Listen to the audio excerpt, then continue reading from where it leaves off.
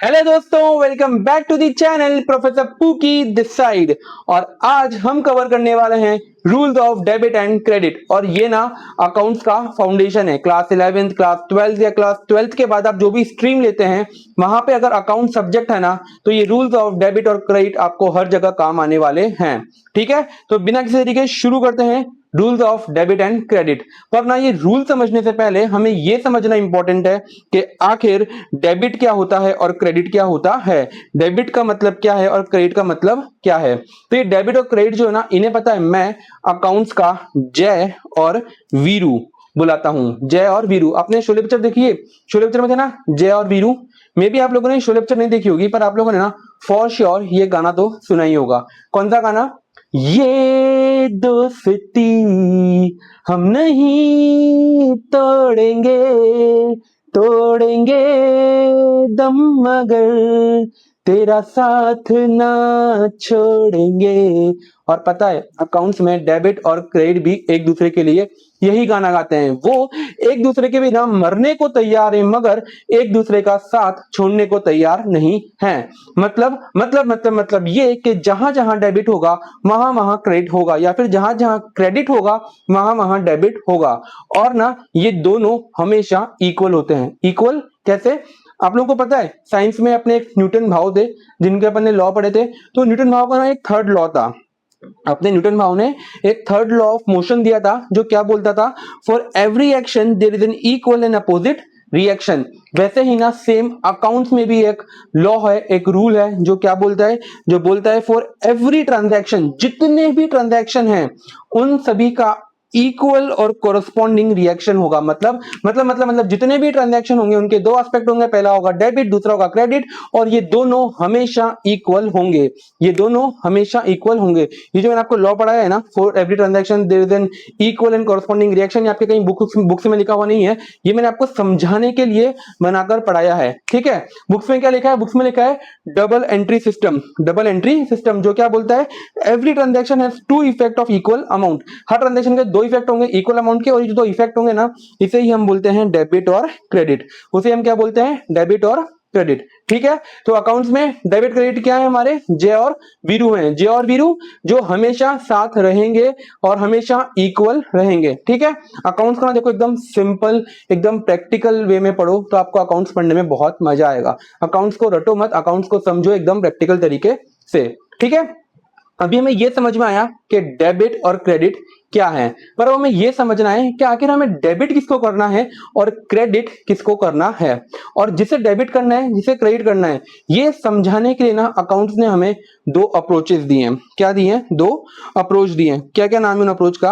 उन अप्रोच का नाम है ट्रेडिशनल अप्रोच और मॉडर्न अप्रोच। क्या नाम है? Traditional approach and modern approach. अभी ये दो अप्रोच जो है ना, अच्छा ये बताओ दुनिया के अंदर सबसे पहले क्या आया, मुर्गी या अंडा? मुर्गी या अंडा, ये तो हमें नहीं पता, पर हमें ये पता है कि अकाउंट्स के अंदर सबसे पहले ट्रेडिशनल अप्रोच आई थी और ट्रेडिशनल अप्रोच के बाद मॉडर्न अप्रोच आई थी। ठीक है, तो हम पहले ट्रेडिशनल अप्रोच को समझेंगे। और ये जो मॉडर्न अप्रोच है ना, पता है ये ट्रेडिशनल अप्रोच से ही बनी है। मतलब ट्रेडिशनल अप्रोच में से ही मॉडर्न अप्रोच को निकली, मॉडर्न अप्रोच निकली है। मतलब हम ना ट्रेडिशनल अप्रोच को पहले समझेंगे। मैं आपको पूरी ट्रेडिशनल अप्रोच एकदम अच्छे से एकदम इजी वे में समझाऊंगा, और उसके बाद आप मैं हम खुद ट्रेडिशनल अप्रोच से मॉडर्न अप्रोच को खुद से बनाएंगे। और जो आपने खुद से बना ली ना, फिर वो आपको कभी आप भूलोगे नहीं। तो ना हम खुद समझेंगे नहीं मॉडर्न अप्रोच को, हम खुद बनाने वाले हैं मॉडर्न अप्रोच को। ठीक है, तो हम पहले समझते हैं ट्रेडिशनल अप्रोच और फिर चलेंगे मॉडर्न अप्रोच के तरफ। तो अभी जो ट्रेडिशनल अप्रोच है ना, उसने जितने भी अकाउंट्स हैं उनको तीन पार्ट्स में डिवाइड किया है, personal account, real account and nominal account. कितने पार्ट में डिवाइड किया है? तीन पार्ट में डिवाइड किया है, पर्सनल, रियल और नॉमिनल। और इन तीनों को ना एक एक रूल दे दिया, इन तीनों को एक एक डेबिट और क्रेडिट का रूल दे दिया। और जो एक एक रूल दिया ना, इसे ही हम बोलते हैं three golden rule of account. Account के तीन गोल्डन रूल क्या है? यही पर्सनल, रियल, नॉमिनल को जो एक एक रूल दिया है इस ट्रेडिशनल अप्रोच ने, यही हमारे अकाउंट्स के तीन गोल्डन रूल है। और हम इन्हें आगे इन्हें ही पढ़ने वाले हैं, इन्हें समझने वाले हैं। ये रूल ही हमें बताने वाले हैं कि हमें डेबिट किसको करना है और क्रेडिट किसको करना है। ठीक है, तो सबसे पहले चलते हैं हमारे पहले अकाउंट पे जो है पर्सनल अकाउंट। अभी पर्सनल अकाउंट क्या बोलता है? पर्सनल अकाउंट बोलता है debit the receiver, credit the giver. ये है पर्सनल अकाउंट का रूल, गोल्डन रूल, जो क्या बोलता है? डेबिट कर दो रिसीवर को और क्रेडिट कर दो गिवर को। Debit the receiver, credit the giver. अभी ये समझो, ये पर्सनल अकाउंट जो है ना, ये किस पे लगता है?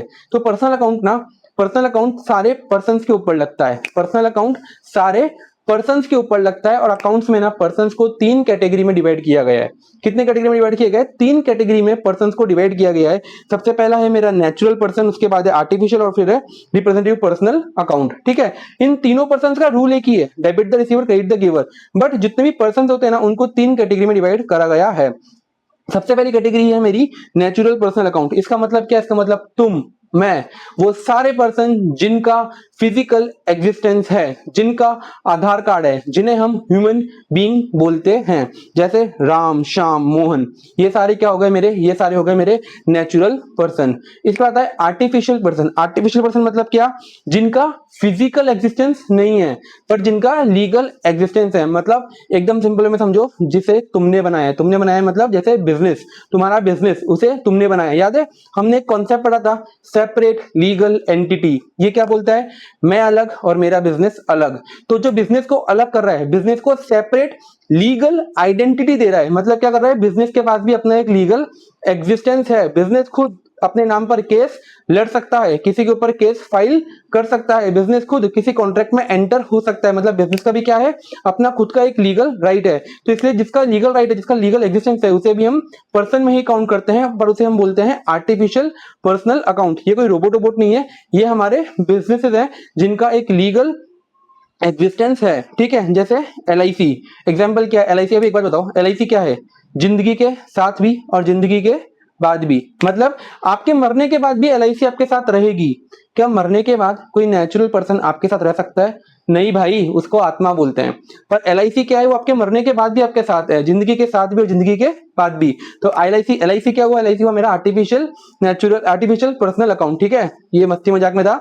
आर्टिफिशियल पर्सनल अकाउंट में क्या हो गया? LIC जैसे बैंक या फिर टाटा ग्रुप, मतलब ये सब क्या है? ये सब बिजनेसेस हैं। ये सब वो है जिन्हें हमने बनाया है, जिनका फिजिकल एग्जिस्टेंस नहीं है पर जिनका लीगल एग्जिस्टेंस है। ठीक है, समझ में आया? Artificial personal account. अभी बढ़ते हैं रिप्रेजेंटेटिव पर्सनल अकाउंट पे।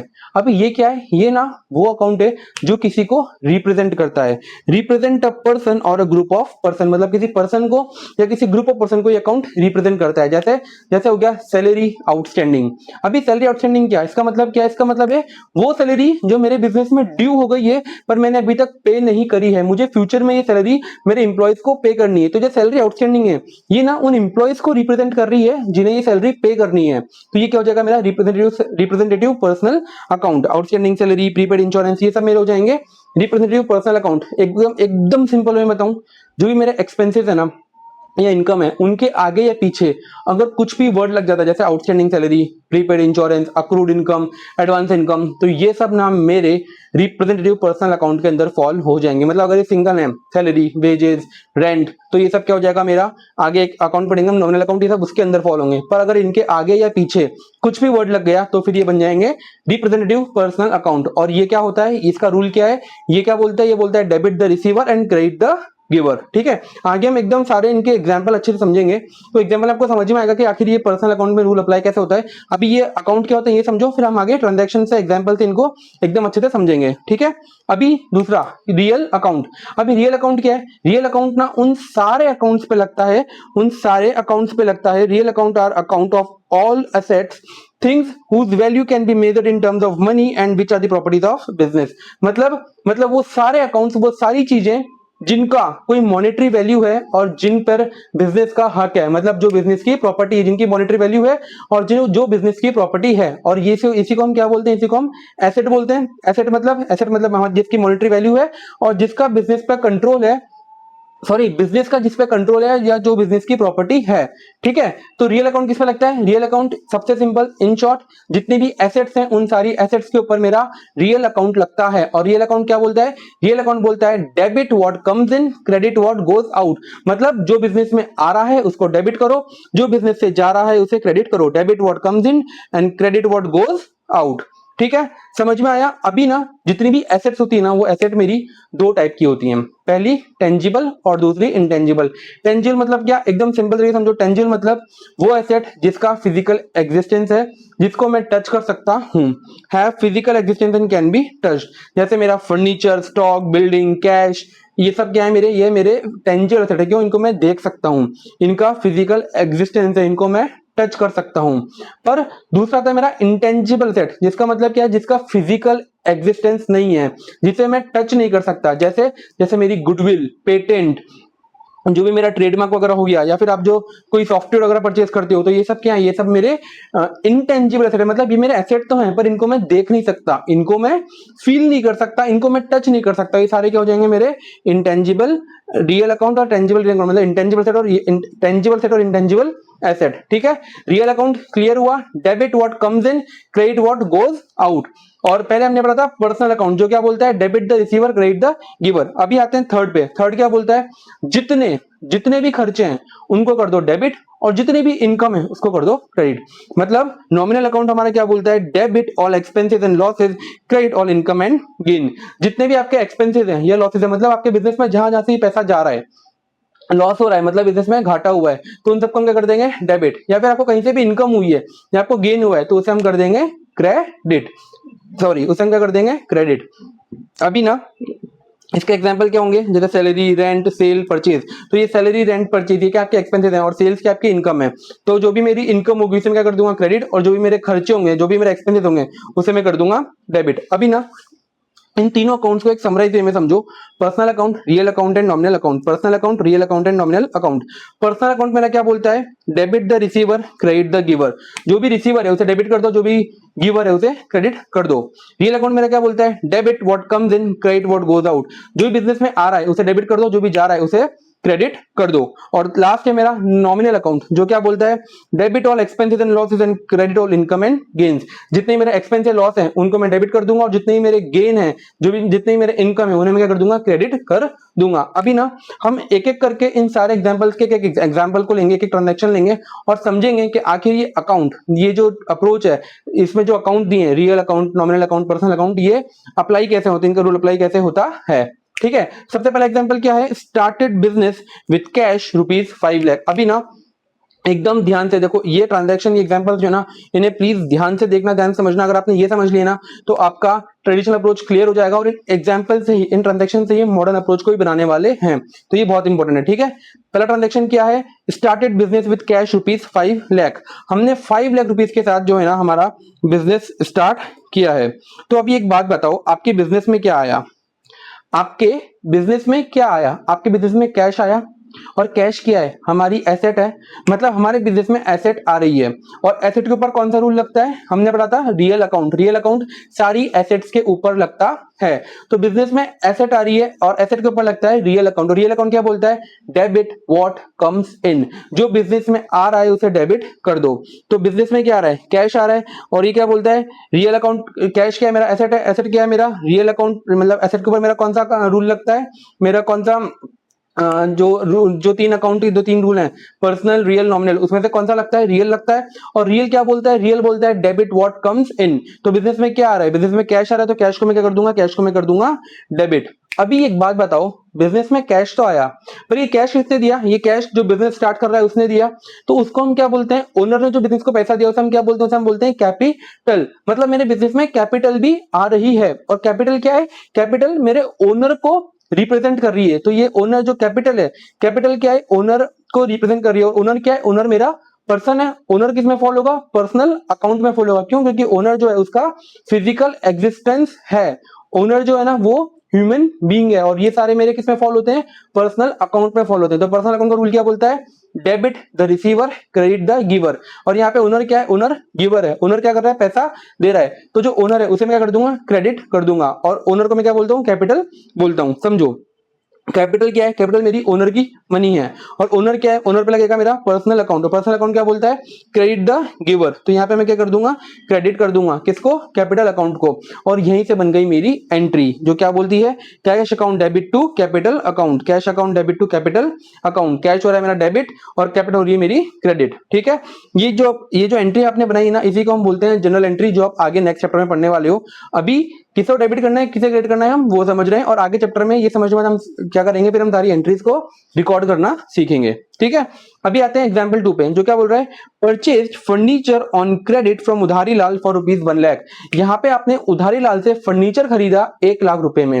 अब एक बात बताओ, सबसे पहले 2 एस्पेक्ट ढूंढो, क्या हो रहा है, बिजनेस में फर्नीचर आ रहा है, बिजनेस में फर्नीचर आ रहा है, और बिजनेस से कुछ जा रहा है क्या, नहीं, कैश नहीं जा रहा है। क्यों, क्योंकि हमने उधार में खरीदा है।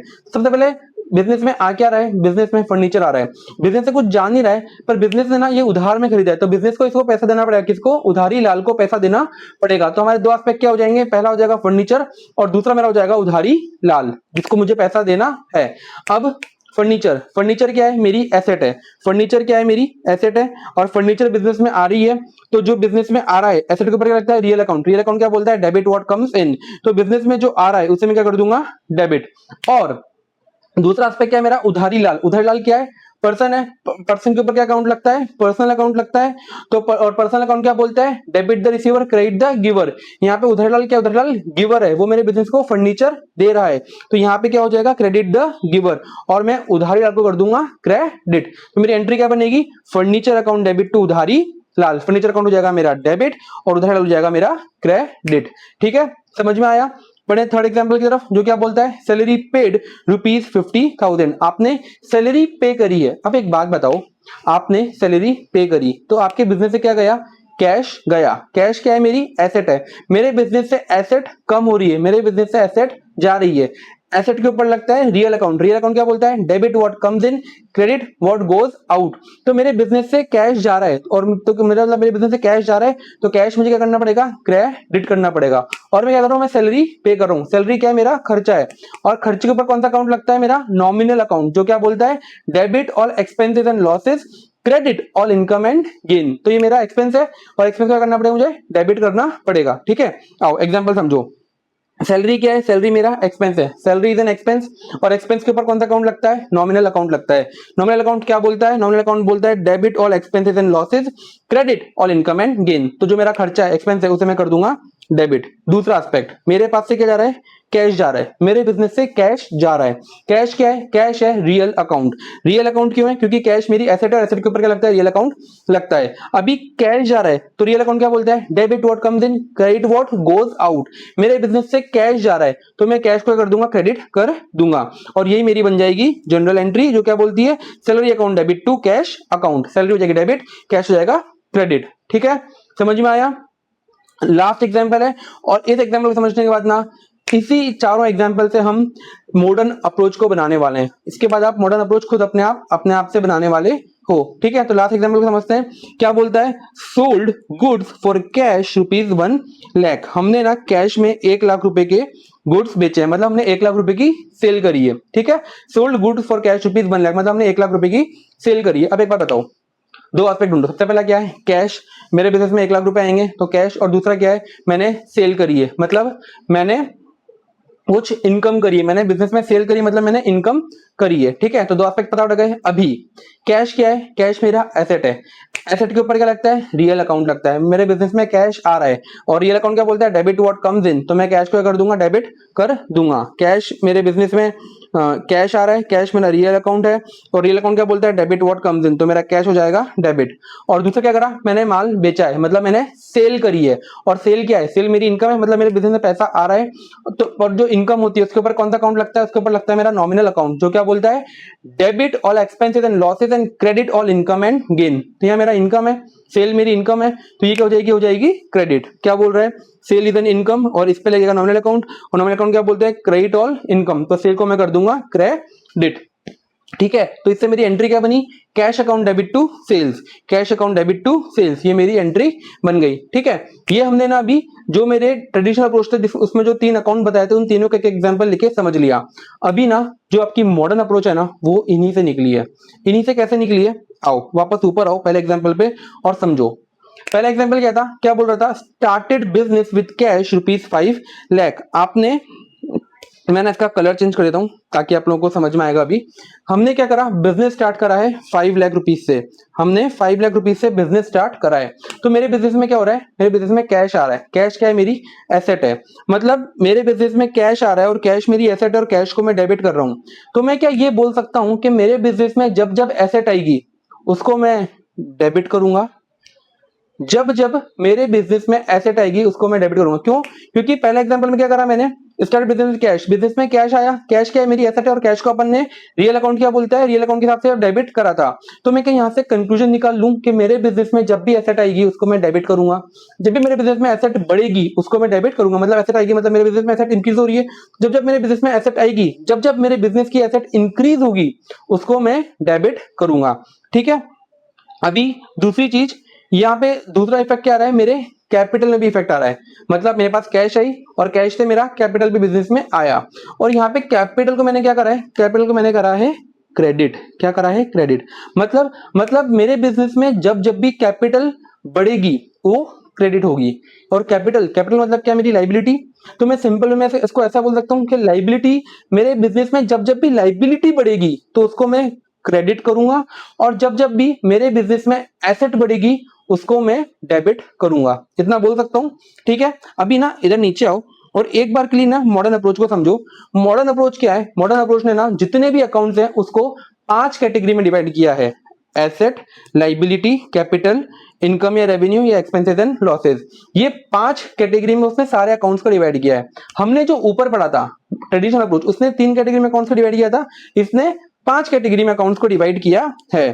ठीक है, पर इसने जो 5 कैटेगरी में अकाउंट्स को डिवाइड किया है ना, वो क्या बोलता है, वो ये बोलता है कि अभी ना इन 5 कैटेगरी के अंदर ही हम अपने को सारा रूल लगाना है, और इन 5 कैटेगरी से आपको पता पड़ जाएगा कि डेबिट किसे करना है, क्रेडिट किसे करना है। अभी हमने ऊपर क्या समझा था, ऊपर हमने समझा था कि जब जब भी मेरे बिजनेस में एसेट आएगी तो मैं उसको डेबिट करूंगा। ठीक है, ये जो अपन ने पहली एंट्री देखी थी हमारी, ये वाली, यहाँ पे हम क्या कर रहे थे, यहाँ पे हम कर रहे थे कैश को डेबिट और कैपिटल को क्रेडिट, क्योंकि मेरे बिजनेस में कैश आ रहा था और मेरे बिजनेस में कैपिटल भी इंक्रीज हो रही थी।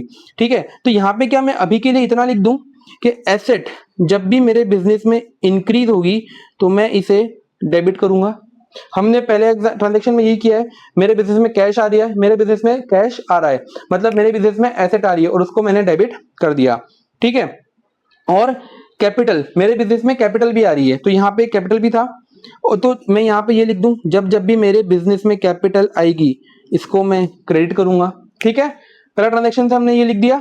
अभी आते हैं दूसरे ट्रांजैक्शन पे, जो क्या बोलता है, हमने फर्नीचर खरीदा, मतलब मेरे बिजनेस में क्या एसेट आ रही है, एसेट आ रही है, मतलब मेरे बिजनेस का एसेट इंक्रीज हो रहा है, तो क्या हो रहा है, डेबिट हो रहा है। हमने एसेट में ऑलरेडी लिख दिया है। और दूसरा क्या है, उधारी लाल। उधारी लाल क्या है मेरा, इसको मैं उधार में माल खरीद के लेके आऊंगा, मतलब मुझे इसे पैसा देना है, तो ये क्या है मेरा क्रेडिटर। और क्रेडिटर क्या होता है, मेरी लाइबिलिटी होता है। तो मैं लाइबिलिटी में यहाँ लिख सकता हूँ कि जब जब भी बिजनेस के अंदर लाइबिलिटी बढ़ेगी तो वो क्रेडिट होगी, क्योंकि वहां पे मेरी लाइबिलिटी बढ़ रही है, मैं उधार में माल खरीद के लाया हूँ। ठीक है, तो सेकंड ट्रांजेक्शन से क्या करा, सेकंड ट्रांजेक्शन से ये पता लगाया कि जब जब भी मेरे बिजनेस की लाइबिलिटी बढ़ेगी तब तब वो लाइबिलिटी क्रेडिट होगी।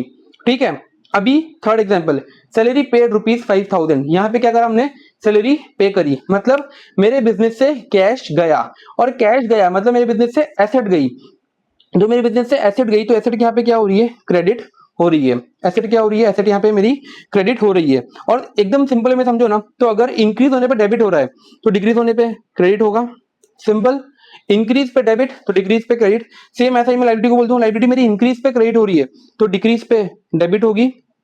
कैपिटल मेरी इंक्रीज पे क्रेडिट हो रही है तो डिक्रीज पे डेबिट होगी। ठीक है, अभी हमने क्या देखा था, वहां पे हमने एक्सपेंसेस, हमने सैलरी पे करी है, और जब मैंने सैलरी पे करी थी तो मैंने सैलरी को क्या करा था, डेबिट करा था। मतलब जब भी मेरे बिजनेस में खर्चा होगा, मेरे बिजनेस का एक्सपेंस होगा, मेरे बिजनेस में खर्चा बढ़ेगा, खर्चा होगा, तो उसे मैं क्या करूंगा, उसे मैं डेबिट करूंगा। तो मैं यहाँ लिख दूं, जब जब भी मेरे बिजनेस में एक्सपेंसेस होंगे उसे मैं डेबिट करूंगा। Whenever there is expense in my business, उसे मैं डेबिट करूंगा।